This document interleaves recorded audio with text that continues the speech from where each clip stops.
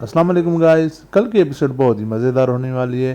اسما سے جو نصیر لڑ کر جلا جاتا ہے تو اسما اکیلے میں بیٹھ کر سوچتی ہے کہ نصیر نے جتنے ظلم کرنے تھے کر لیے، اور جتنے ظلم کے پہاڑ مجھ پر گرانے تھے وہ گرا دیے۔ آخری کام رہا ہوا تھا شادی کا، سوتن لانے کا، وہ بھی اس نے پورا کر دیا، اور میں نے اپنے گھر کے لیے اور بچے کے لیے جتنا سہنا تھا سہ لیا۔ اب میں ایسا کچھ بھی نہیں کروں گی، اب میں اس کے خلا لے کر ہی رہوں گی۔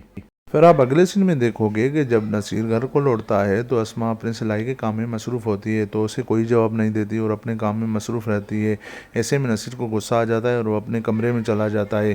ادھر آپ اگلے سین میں دیکھو گے کہ اولڈ ایج ہوم میں بیبی باجی کی طبیعت خراب ہو جاتی ہے اور وہاں ڈاکٹر اسے دیکھنے آتا ہے۔ تو ایسے میں شمیم کہتی ہے بیبی باجی کو کہ آپ اپنے بیٹے ولید کو فون کیوں نہیں کرتی، اسے بلا کیوں نہیں لیتے۔ ایسے میں بیبی باجی کہتی ہے نہیں، ولید وہاں کام میں بزی ہوگا، اسے تکلیف نہیں دینی، میری طبیعت ٹھیک ہے، میں صحیح ہو جاؤں گی۔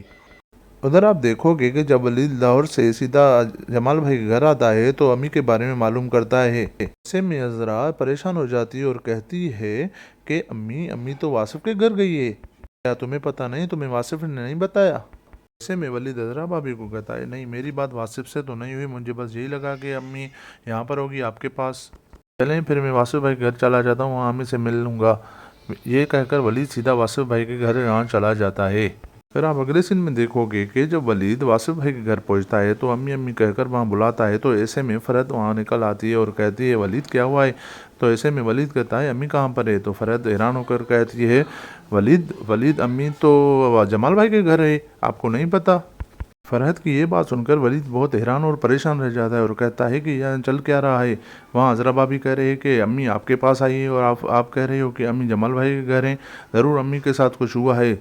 پھر ولید غصے سے وہاں نکل کر بیبی باجی کو ڈھونڈ نکلتا ہے۔ پھر آپ اگلے سین میں دیکھو گے کہ نصیر تیار ہو کر جا رہا ہوتا ہے، تو ایسے میں اسما بھابھی اسے بلاتی ہے کہ نصیر آپ کہاں جا رہے ہیں؟ تو ایسے میں نصیر کہتا ہے کہ مجھ سے کوئی امید مت رکھنا، کیا کام ہے، میں کوئی کام نہیں کرنے والا تمہارا۔ ایسے میں اسما نصیر کو کہتی ہے کہ ویسے بھی مجھے اب آپ میں کوئی امید نہیں ہے، آپ نے جو کام کرنے تھے وہ کر لیے، آخری کام سوتن کا تھا وہ بھی آپ لے کر آئے، اور مجھے جو اس گھر کے لیے کرنا تھا وہ بھی میں نے کر لیا، اور اپنے بچے کی خاطر جو سہنا تھا وہ سہ لیا۔ ایسے میں اسما کہتی ہے کہ میں کل کورٹ گئی تھی خلا کے لیے، یہ اس کا نوٹس ہے، آپ یہ لے لیں۔ تو نصیر اس نوٹس کو غصے میں وہاں پر پھاڑ کر چلا جاتا ہے۔ پھر نصیر رکشی کے گھر چلا جاتا ہے اور وہاں اس کو اسما کے الفاظ یاد آ رہے ہوتے ہیں جو اس نے کہا کہ میں خلا کے لیے کورٹ گئی تھی۔ نصیر کو یہ بھی خوف کھایا جاتا ہے کہ ضرور اسما یہ باتیں جمال بھائی اور واصف سے کریں گے کہ میں نے دوسری شادی کر لی ہے۔ ادھر ولید کو بیبی باجی کو ڈھونڈتے ہوئے یہ پتہ چلتا ہے کہ اس کی امی کو عذرا بھابھی نے گھر سے دھکے مار کر باہر نکال دیا تھا، تو ایسے میں ولید غصہ ہو کر گھر آ جاتا ہے۔ ولید عذرا کو کہتا ہے کہ آپ کو شرم نہیں آئی، امی کو آپ نے دھکے دے کر باہر نکال دیا ہے، کم سے کم آپ یہ تو سوچتی کہ وہ آپ سے بڑی ہے۔ تو ایسے میں عذرا غصے میں کھڑی ہو کر کہتی ہے کہ میں نے اس بڑھیا کا ساری عمر ٹھیکہ نہیں لے رکھا تھا کہ اس کی ساری عمر میں خدمت کرتی پھروں۔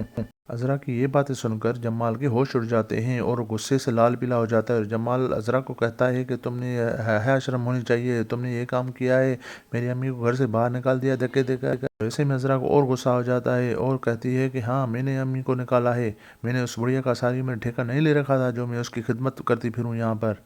عذرا کی یہ باتیں سن کر جمال کو اور غصہ آ جاتا ہے اور جمال کھڑا ہوتا ہے اور عذرا کو کہتا ہے پھر تمہاری بھی یہاں پر کوئی جگہ نہیں ہے۔ پھر عذرا کو جمال ہاتھ سے لے کر گھسیٹ کر باہر نکال دیتا ہے اور کہتا ہے چلو اب نکلو، تمہاری یہاں پر کوئی جگہ نہیں ہے۔